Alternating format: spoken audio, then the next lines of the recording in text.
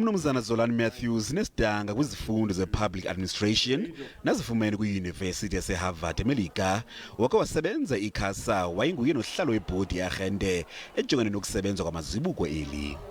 We know that delivering reliable and affordable rail and other forms of public transport is central to our economic performance and our project of transformation. There are millions of stakeholders that our performance and operations affect on a daily basis, and our overarching priority is to put passengers at the heart of all we do. Kusenjalo Umphathiswa wezothutho Umnumzana Fikile Mbalula ubongoza bemibili balahla ithemba njengoko bejonge ukuqinisekisa kuba iPRASA isebenza ngendlela. My core mandate is to get the passenger rail commuter in the big city centers and everywhere else to operate. And that is my core mandate.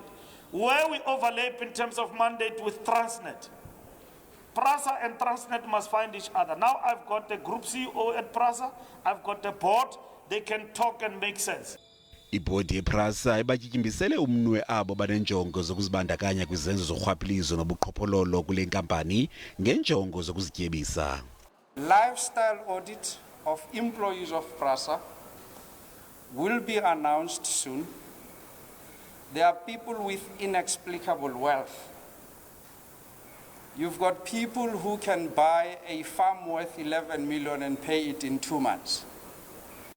Umnumzana Mbalula ephelekwa uMatthews nebhodi yePRASA iye wahlola isikhululo sololiwe kwalanga nalapho kugxume kwamatyotyombe kwimizila.